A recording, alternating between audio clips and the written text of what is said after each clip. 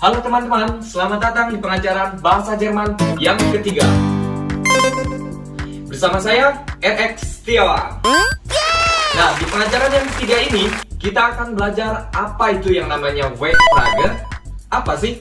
Itu adalah kalau dalam bahasa Indonesia, itu pertanyaan yang diawali dengan kalimat siapa, bagaimana, kemana, dan lain sebagainya.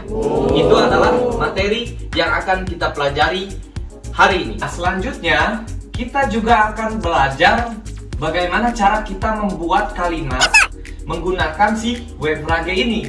Artinya kita akan belajar gramatik. Kemudian yang terakhir, seperti biasa, saya akan kasih kalian beberapa kata kerja, kemudian beberapa kalimat contoh supaya kalian bisa latihan dan juga mengasah kemampuan bahasa Jerman kalian di rumah. Oke? Tapi sebelum itu, kalian diwajibkan harus sudah menonton video saya yang sebelumnya untuk dasar-dasar dalam bahasa Jerman. Oke? Kalau kalian sudah menonton, langsung saja kita ke materi.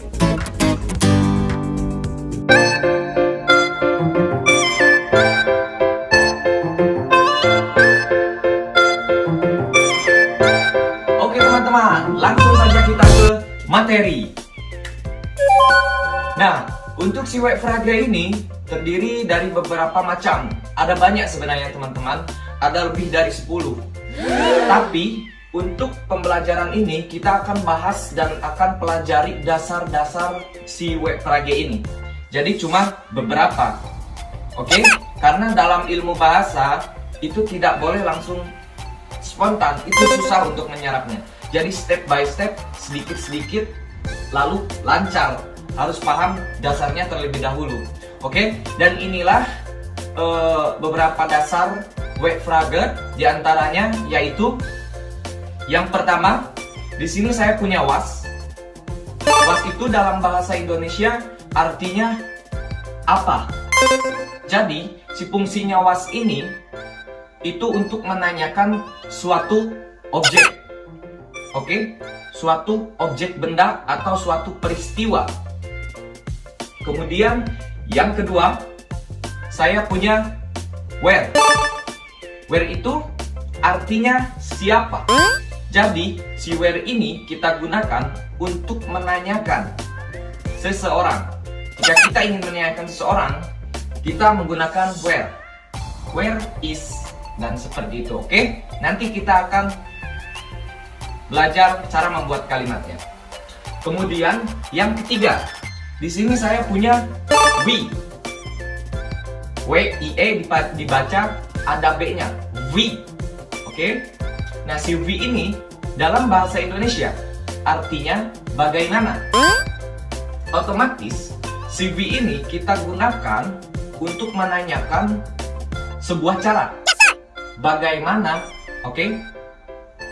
Untuk menanyakan sebuah cara. Kemudian yang keempat, di sini saya punya wo dan woher. Wo ini artinya di mana. Kemudian woher artinya dari mana. Jadi si wo ini fungsinya untuk menanyakan tempat, menanyakan keberadaan seseorang, atau menanyakan keberadaan benda atau apapun itu. Kemudian wohernya itu berfungsi untuk menanyakan asalnya. Oke? Dari mana kita berasal, dari apa ini terbuat gitu. Seperti itu cara penggunaannya. Kemudian yang kelima di sini saya punya wann yang artinya kapan. Yang artinya kapan. Oke? Kita menggunakan wann yaitu ketika kita ingin menanyakan sesuatu yang berhubungan dengan waktu. Oke? Kapan itu terjadi? Kapan itu dimulai? Dan seperti itu. Kemudian yang terakhir, maksud saya yang kedua terakhir, kita punya warung. Warung itu artinya kenapa? Jadi ketika kita ingin menanyakan alasan, ketika kita ingin menanyakan suatu kenapa, pokoknya alasan lah kita gunakan si warung ini. Oke. Kemudian yang terakhir kita punya welche. Welche itu kita gunakan untuk menanyakan suatu pilihan, karena welche ini artinya yang mana, artinya yang mana. Kalau dalam bahasa Inggris which, seperti itulah. Oke. Jadi si welche ini kita gunakan untuk menanyakan pilihan antara kanan kiri atau kanan. Welche. Nah, kalau dalam suatu kalimat kita akan pelajari slide berikutnya. Oke. Nah, si beberapa dasar W-frage ini kalian harus bisa mencernanya, harus bisa menyimpannya dalam memori, atau bila perlu kalian tulis. Kita kursus bahasa Jerman secara online. Oke, kalian tulis, kalian pelajari. Dan artinya juga kalian harus tahu. Oke? Jika kalian sudah menulis atau sudah mencerna, sudah tahu, langsung saja kita lanjut ke materi berikutnya. Penasaran bukan bagaimana cara kita membuat kata menggunakan W-frage ini? Langsung saja ke materi. Nah, itu tadi adalah dasar-dasar dari W-frage dalam bahasa Jerman, teman-teman. Gimana? Mudah bukan? Semoga kalian bisa memahami dan juga menyimpan, juga bisa mempelajarinya dengan baik, antara arti dan juga penggunaannya. Oke? Selanjutnya kita akan belajar ke materi berikutnya tentang gramatik atau cara pembuatan kalimat pertanyaan menggunakan W-frage. Nah, pembuatan kalimat pertanyaan dengan W-frage ini itu sangat mudah, teman-teman. Yang kalian butuhkan yang pertama yaitu W-frage di antara yang ke-7 tadi atau ke-6 tadi. Oke? Kemudian setelah W-frage ada yang namanya verben atau to be. Nah, perlu kalian ingat-ingat baik-baik, teman-teman. Di posisi kedua itu selalu ditempati sama yang namanya to be atau sein. Oke? To be, sein sama kata kerja. Oke? Nah, kemudian yang ketiga itu kita punya subjek atau personal pronomen yang sudah kita pelajari. Oke? Nah, selanjutnya itu keterangan. Kita butuh keterangan ataupun kata sifat, profesi, tempat, peristiwa, dan lain sebagainya. Oke? Nah, kemudian yang terakhir, dalam schreiben atau penulisan di dalam bahasa Jerman itu sangat penting yang namanya tanda baca. Jadi kalian gunakan tanda tanya. Oke? Mudah bukan?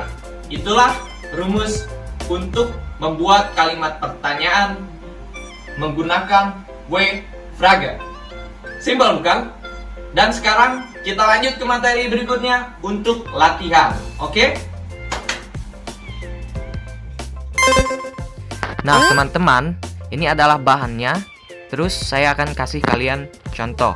Contohnya kalimat untuk menanyakan objek. Dalam bahasa Indonesia, apa sih itu? Nah, jadi bahasa Jermannya adalah pertama, apa? Was. Kemudian kita butuh to be, is. Kemudian keterangan, yaitu das. Jadi bahasa Jermannya was ist das.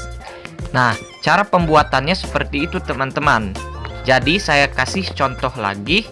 Contohnya seperti, kenapa Anda menangis? Jadi kita butuh yang namanya W-frage warum. Kemudian kita punya kata kerja di sini, yaitu menangis. Otomatis kita masukkan di sini weinen yang artinya menangis. Oke, kemudian untuk teman-teman latihan, saya ingin bertanya, bagaimana cara membentuk kalimat, yaitu siapa kamu dan di mana kamu. Oke? Seperti apa? Benar, teman-teman. Yang pertama adalah siapa kamu. Jadi kalian membutuhkan W-frage where. Kemudian to be-nya, to be dari kamu adalah bist. Berarti where bist. Personal pronomennya do, yaitu berarti where bist do. Nah, untuk kalimat yang kedua, kamu ada di mana? Otomatis kalian juga tahu bagaimana cara membentuk kalimatnya, bukan? Itu PR buat kalian. Oke. Semoga bermanfaat. Nah, gimana teman-teman? Seru bukan? Mudah bukan bahasa Jerman itu? Mudah, cara bacanya pun seperti bahasa Indonesia. Nah, saya harap setelah kita belajar, semoga kalian bisa memahaminya. Juga kalian pelajari. Seperti yang saya bilang, itu akan lebih bagus ketika kalian saat menonton video saya siapkan alat tulis untuk menulis materi apa aja yang kita pelajari. Oke?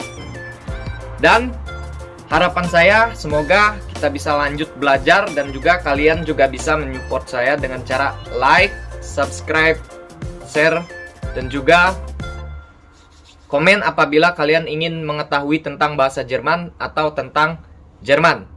Semoga kalian suka dengan cara saya mengajar kalian. Oke? Sampai jumpa kembali. Auf Wiedersehen.